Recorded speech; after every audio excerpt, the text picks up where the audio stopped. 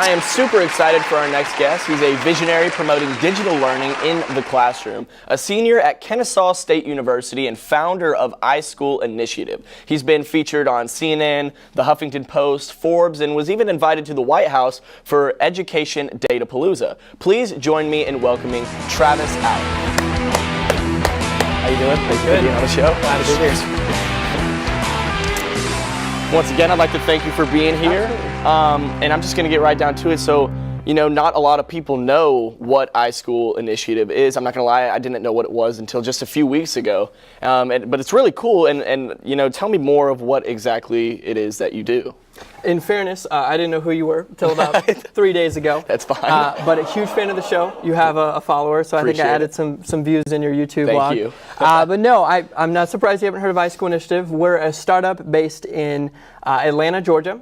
And what we focus on is really reinventing what education looks like. We believe education should be, you know, a fun experience that is focused on problem solving, creativity, just project-based learning, all sorts of things like that. And so what we do as a company is we go around the country and really around the world and consult school districts around adopting technology and using that technology in meaningful and productive ways. Okay. And really focused on empowering students to have a voice in their learning process. Okay, and so what, you know, everybody has to have like an inspiration.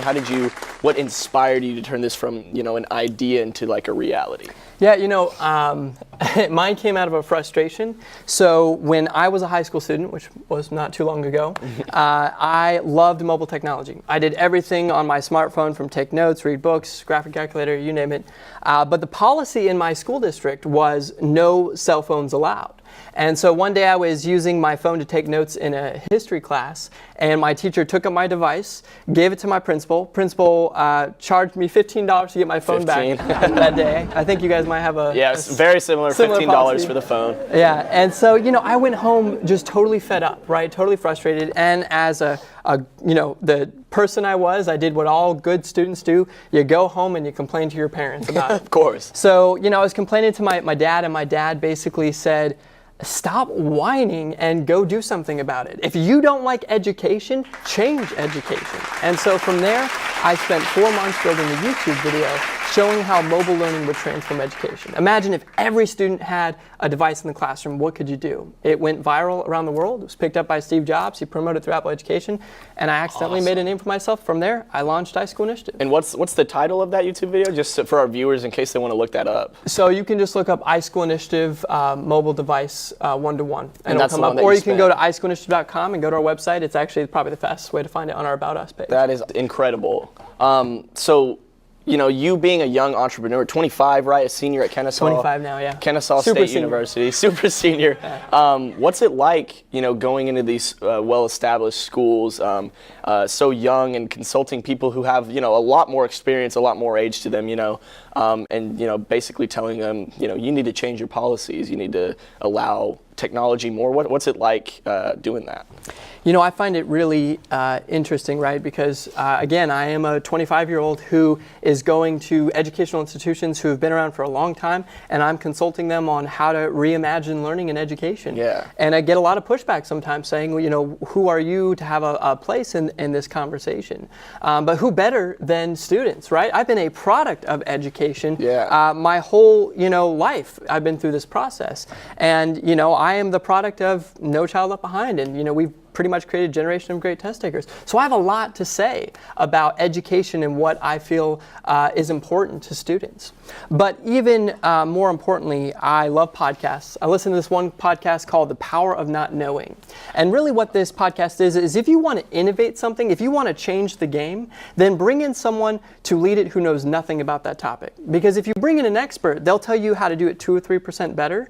But if you bring in someone who doesn't know anything about that industry, they'll seek the collective perspective of everyone in the room before they make a decision. Yes. So it's, you know, I say it's my greatest asset to come into this industry not knowing anything about how education is run. Because I ask questions that normally don't get asked. And I would encourage any young person to not see that their age as a weakness, but their greatest strength in going out and creating change. By the way, I think this show is a great example right, of students doing meaningful, amazing work, right? Appreciate it. That's why I'm a fan. Like the fact that you all are students, I mean, this is awesome. This whole experience that you guys have put together and put on. So, are there any like big mistakes that you've made in this journey? I think I've had more mistakes than wins throughout this journey. I think that it's such a critical part to growing and learning. You know, I think we hear all too often about how successful people are and how they became this instant success, but it's just not the truth, right? Oprah Winfrey didn't get a news anchor job because she wasn't TV worthy. Walt Disney got fired from a newspaper because he wasn't creative enough. Yeah. Michael Jordan got, kicked off his high school basketball team, right? All these stories, my own personal story of, someone told me I met Peter, the creator of Angry Birds, and most people have this assumption that he became this instant success. And he told me Angry Birds was the 58th game his company ever produced. That means he failed 57 times before finally creating that success. Absolutely. So those messages are what inspired me to push through some of the challenges. My own failures. For me, my greatest fear growing up, since the time I can remember, has always been public speaking. I was deathly afraid of speaking in front of people. And when I went to college, my mentor looked at me, he said, if you're not willing to change, you'll never change anything. So he forced me in a room that could fit 150 people. I did a presentation called Top 10 Apps You Can't Graduate Without. I had a total of 6 people show up. 6. 3 of them were my college roommates. And 10 minutes of my presentation, I choked. I had to walk off stage. I couldn't even present to 6 people.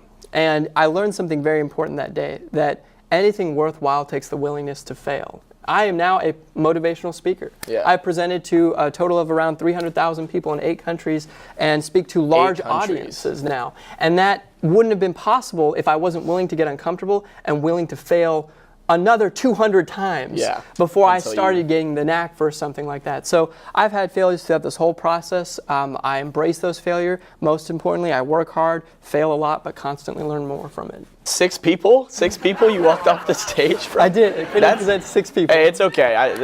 I get nervous, in front of one person. In front of one person.